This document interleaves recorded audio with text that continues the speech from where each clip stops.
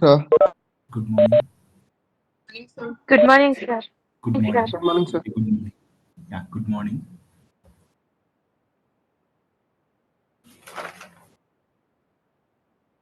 Yeah. In the last class, I completed the problems on composite functions of two variables. Do you have any questions in that? Have you checked your Google Classroom account and that I have updated the notes? Yes, sir. Check. Yes, sir. Yeah. Yes, sir. Okay.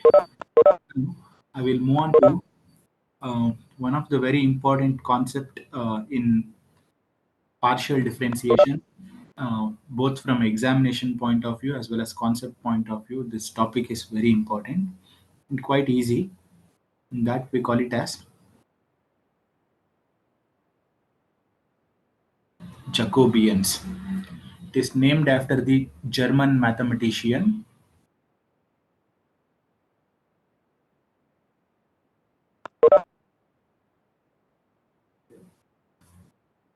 Jacobi. Jacob Jacobi. That is his name. In his name, they call it as Jacobians.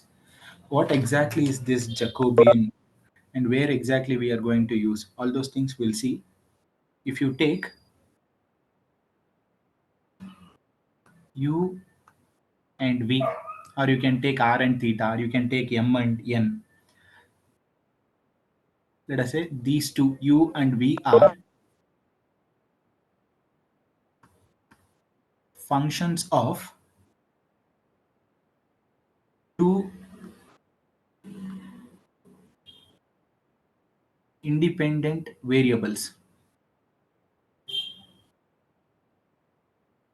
Let us say those variables, we can choose it as X and Y.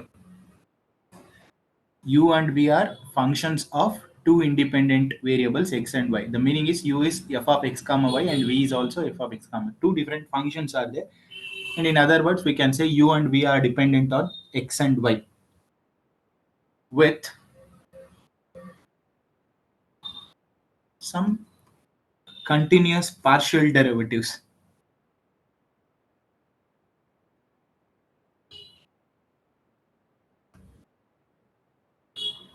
Can we find the partial derivative of U with respect to X and Y? Because U is function of X and Y. Can I get dou U by dou X as well as dou U by dou Y? Yes, sir. And V with respect to X, V with respect to Y.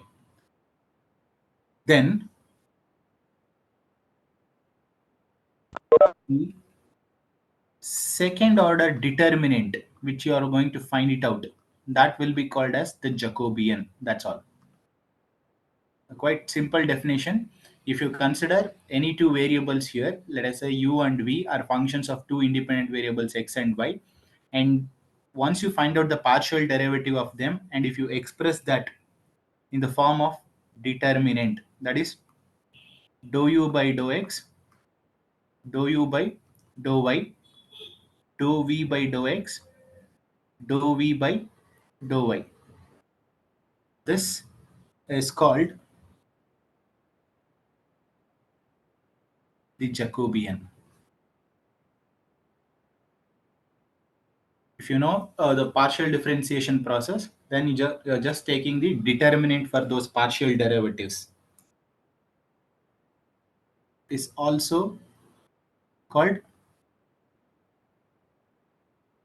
functional determinant. Usually you have taken the determinant for the numerical values, right?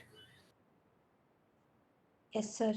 Okay, here the same thing, but you are going to take for the partial derivatives. In turn, they act as some functions, therefore they call it as functional determinant of U and V with respect to X and Y. And the notation they use for this is, they write it as capital J, or few textbooks they write it as dou of U comma V over dou of X comma Y. A few more textbooks they write it as J of U comma V over X comma Y. X and Y are independent variables. U and V are expressed in terms of X and Y. This is the definition for Jacobian. I hope it is quite easy. Similarly, if you have three variables, for examples U, V, W, which are functions of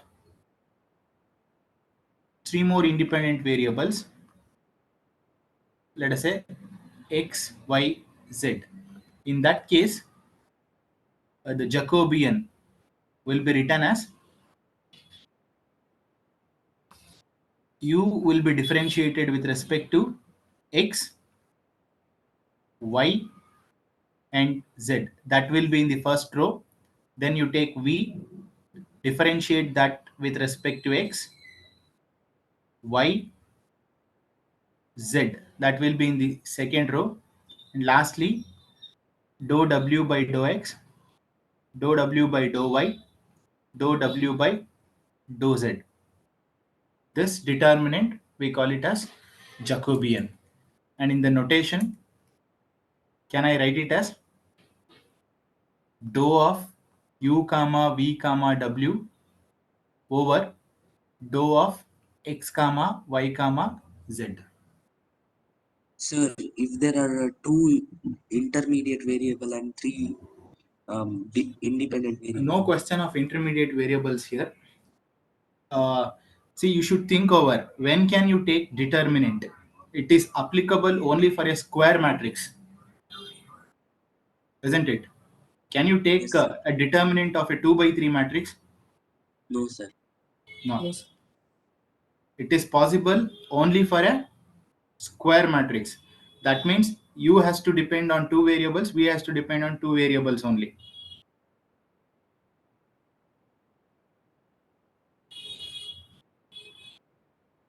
Is it okay, Guru? Pawan? Sir, understood, sir. Okay. Next. It possesses few properties. Before that, I would like to tell the application of this, where exactly we are going to use them. Any idea? It plays a very important role in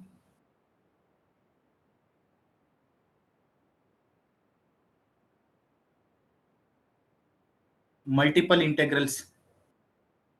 Fortunately, you have this unit in this semester only, multiple integrals, where I can show you how exactly this Jacobians will be helpful. And these Jacobians will tell us how much amount of transformation has to happen from one coordinate system to other coordinate system. Hope in the regular classes I have given some examples like when you are going to transform from one coordinate system to other coordinate system. Have I told by taking some logarithmic problem? No. Yes or no? Okay. Sometimes what we do is, if the problem is not solvable in Cartesian system, we transform it to some other system. Maybe it is polar coordinate system, or it can be spherical system, or it can be cylindrical system, depending upon the number of variables which you are using here. In such cases, straight away you cannot use that substitution. Along with that, we have to say how much amount of transformation should happen from one coordinate system to another coordinate system. That will be answered by Jacobians. There it plays a very vital role, and therefore we need these Jacobians to the maximum extent in multiple integrals. That's one thing. And then it also helps us in identifying whether this, here we consider U and V as a function of X and Y. In order to check whether there exists a relation from U to V itself, can we express U in terms of V or V in terms of U? Are U and V completely independent each other? Those things can also be identified through Jacobians only. That I will give it like a property. The fundamental property is, if two functions you are considering, let us say U and V,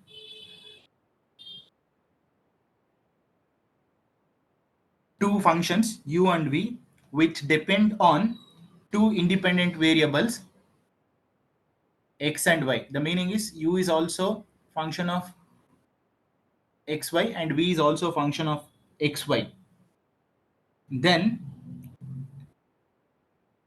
if you want to say u and v are themselves independent of each other, that means u and v are not connected, they don't have any relation. You cannot express u in terms of v or v in terms of u. That can be identified by this property.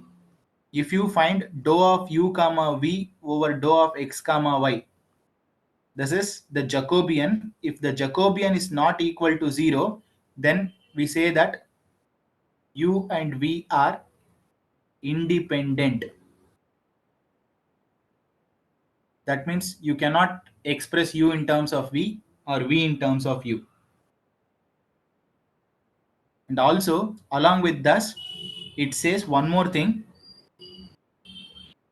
If such Jacobian is not equal to 0, and you cannot express u and v in terms of u in terms of v or v in terms of u, but you can express x in terms of u and v completely and y in terms of u and v completely. That is possible. Explicitly, you can express x in terms of u and v, y in terms of u and v. What I said in the beginning, u and v are functions of x and y. But if the Jacobian becomes 0, then I can express x in terms of u and v and y in terms of u and v. Are you able to understand that? I will give few examples later. When that is possible, when you can express x and y in terms of u and v, if u and v are dependent variables and in turn they depend on x and y, if their Jacobian becomes a non-zero quantity, in that case you can express x in terms of u and v, y in terms of u and v. Any confusions? Hello? No, sir. Okay. You should note that property properly, because based on that you can get some quiz questions. They may frame some quiz questions on that property. So If- could you scroll up once?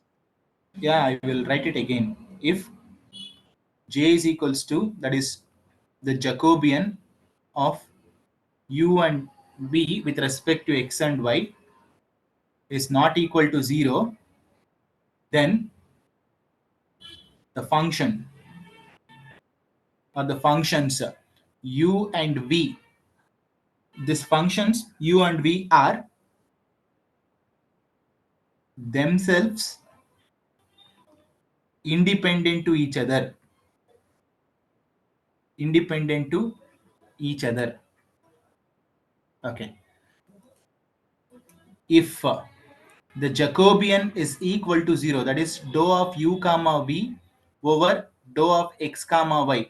This can be extended for any number of variables. If you are taking u v w over x y z, in that case also you can say here,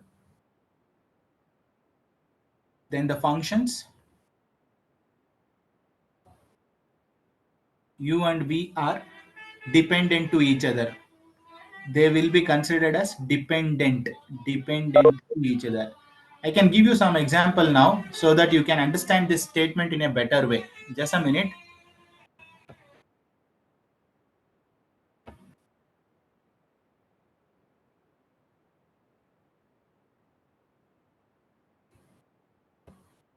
Okay. For example, if I take x as a function of r cos theta and y as a function of r sin theta,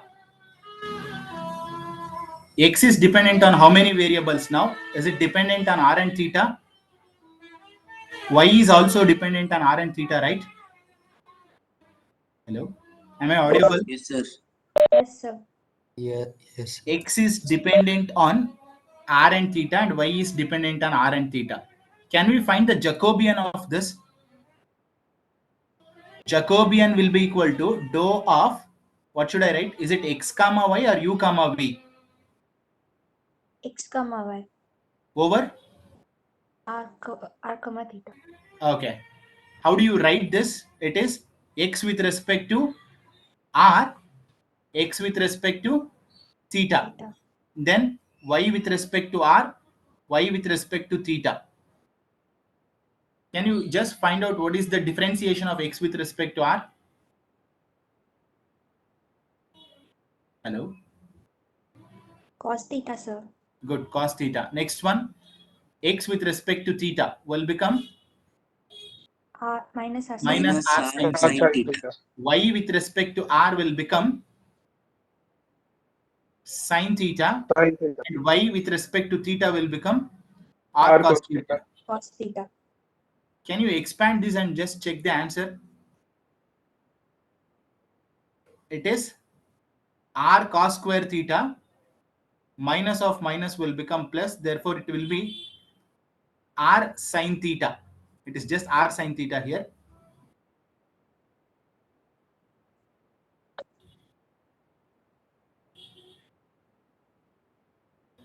When you take R r is as cancelled. common, it will be cos square theta plus sin square theta. Is it a zero quantity? Is it zero or non-zero? 0, Non-zero. sir. Non-zero. Non-zero. See, Zero. Non-zero. when it is non-zero, what they are saying, you cannot express u in terms of v or v in terms of u, but you can express x in terms of u and v and y in terms of u and v. Shall I show you that how exactly we can express it now? Since it's a known thing, I can just write x is equal to r cos theta, y is equal to r sin theta. If I square and add them, can I say r will become root of x square plus y square from this expression? Hello? Yes, sir. If you Yes. square this, it will become x square is equal to r square cos theta and y square is equal to r square sin square theta. If you take r square common, it will become x square plus y square. Thereby, r will become root of x square plus y square. Can you say something about theta? Is it tan inverse of y by x if you divide one by the other? Yes, If you sir. take y by x, what will happen? R and R will get cancelled. Sin theta by cos theta will become tan theta. Thereby, I can say theta will be equal to tan inverse of y by x. Have I expressed R and theta in terms of x and y? Yes, sir. Yes. Kindly respond. If you want me to write something, you please tell me. At least I can write it and show it to you. Understood, sir. Understood. Okay. Here, what has happened? The Jacobian was not zero. Therefore, we can say that u and v are not related. Here, in this case, r and theta, that is x and y, you cannot express x in terms of y or y in terms of x. It is not possible. Whereas, I can express r in terms of x and X and Y. y. X and Y. Okay. And if Jacobian becomes 0, then it says that there is a relation for the functions which you are considering there. By any chance, if for example, you assume that this becomes 0, it is not 0, but if it becomes 0 here, then you can say there is a relation for this x as well as y. X and y are dependent. That dependency relation can be answered through Jacobian. If it becomes 0, Jacobian is 0, then it indicates it is dependent. Jacobian is non-zero, it indicates it is independent. And that's the only thing you are supposed to note down. Not equal to 0, independent. Equal to 0, it is dependent. This is a key idea. When I solve problems, you will understand those things in a better way. Okay? So could you scroll up once?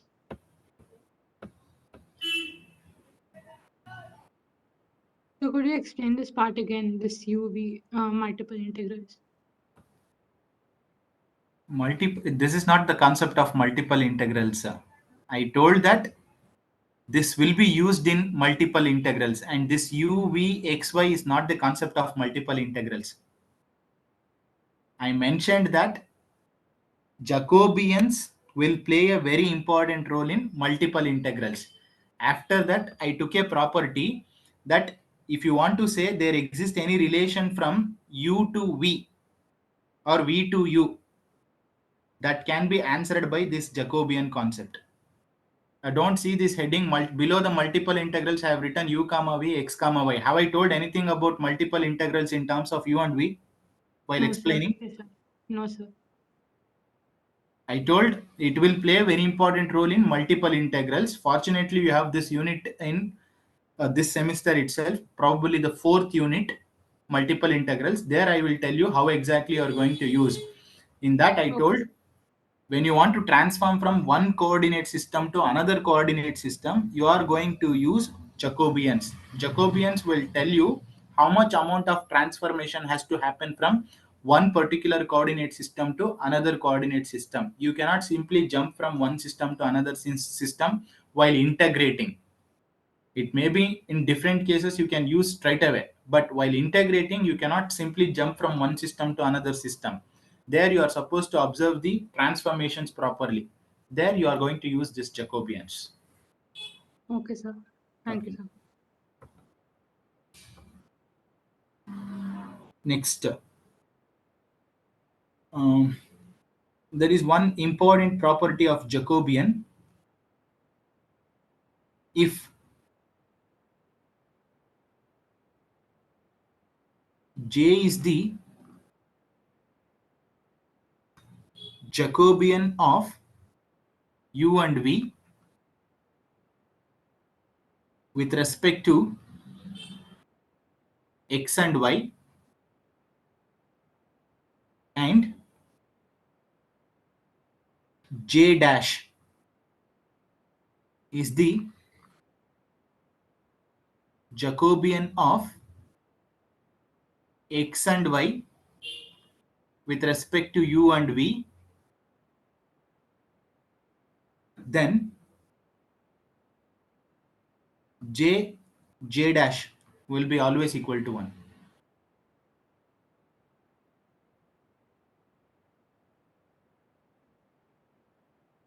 How do you prove this result? The proof is not included in the syllabus, but I'm still asking you, can we prove this result? If you have you understood the definition of Jacobian at least? Yes, sir. Yes, understood, sir. If you have understood the definition of Jacobian, then I can just prove this result. Forget about this dependency condition and independency condition. That I can explain you when that you will understand in a better way when you take problems. Here, this property, how do you prove it?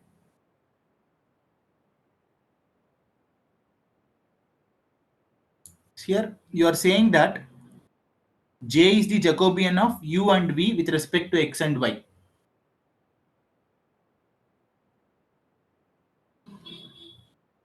J is equals to, can we say u and v with respect to x and y? How do you write the Jacobian for this? Determinant matrix or determinant, functional determinant. First row, u should be differentiated with respect to x as well as y. Second row, v has to be differentiated with respect to which one? X and Don't want to answer anything. J dash, they are saying that it is the Jacobian of x and y with respect to u and v. You tell me what should be the first row. dou x by dou u. Dou x by dou u. And then Dou x by dou y. Dou x. dou y or dou v. Dou v. Dou v, sir. Dou v. Next, y with respect to U. u and Y with respect V. to v. y with respect to V. Dou v. okay. See, we can prove this result only on the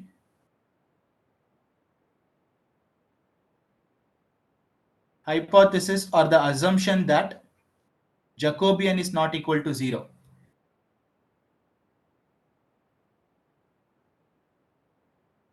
What is the meaning of Jacobian is not equal to 0? From this, if Jacobian is not equal to 0, They're independent. You and we are independent. can I say u and v are independent to each other? Hello? ಏನಾದ್ರು respond ಮಾಡ್ಬೇಕಪ್ಪ ನೀವು. Yes, sir. Yes, sir. Yes, sir.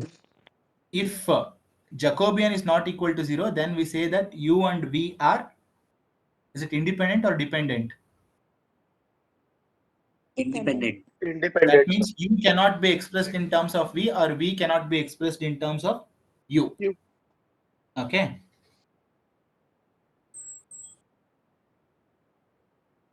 U and v are independent variables.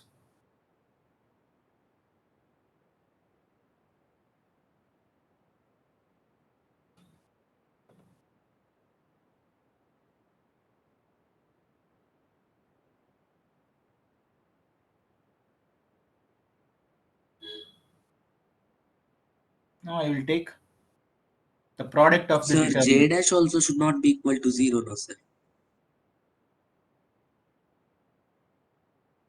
I need only j not equal to 0. I don't need j dash.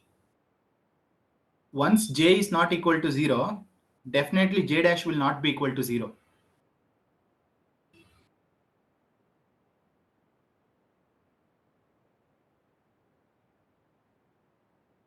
You can think over it. When j is not equal to 0, I am saying that j dash will never be equal to 0.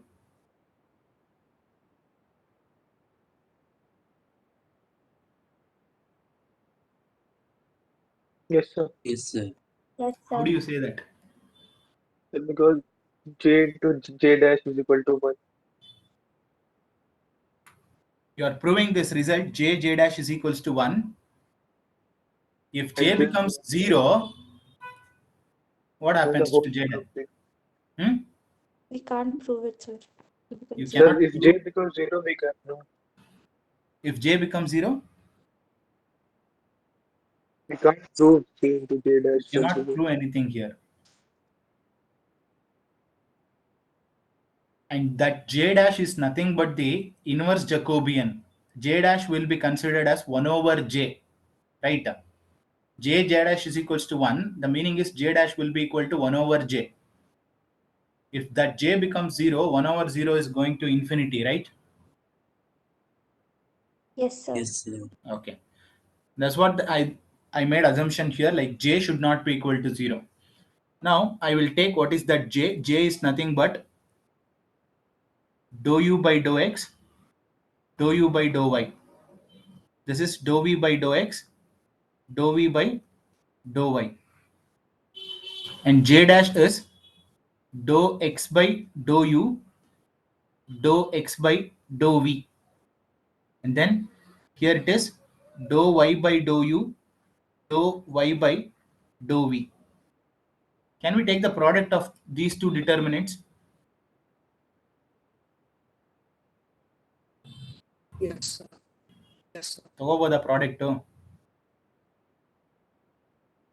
Can we take the product of these two determinants similar to your matrix multiplication? Yes, sir.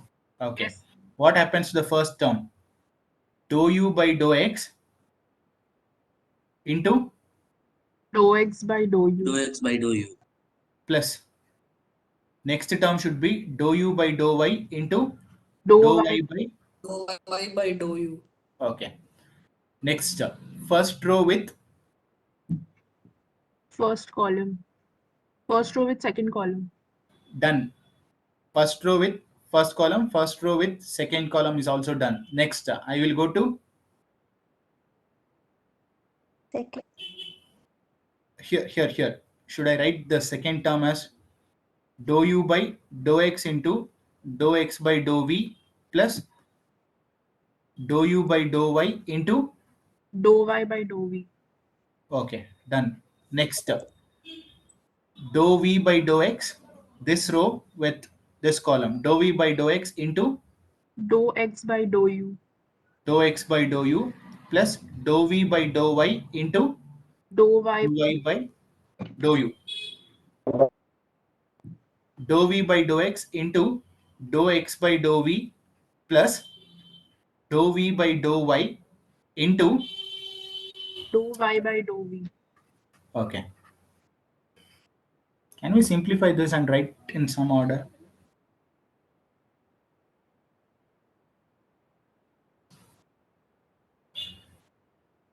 Intentionally, I'm proving this result, even though it is not there in the syllabus. I'm just trying to give you an idea how exactly your composite function works. Can you say something on this term? Is it looking like a composite function of two variables? U is Yes, sir. dependent Dou on u by dou u. x you are differentiating with respect to u. Can I say it is dou u by dou u? Yes, sir. Think over. How do you write that? Dou u by, see, u is a function of x and y. You have taken the partial derivative dou u by dou x, and in turn you are differentiating x with respect to u, y with respect to u. Can I say it is dou u by dou u? Yes, sir. It's dou u by dou u. Others, what do you say? From the previous class definitions of composite function I have used here. Yes, sir. It is not by cancelling these two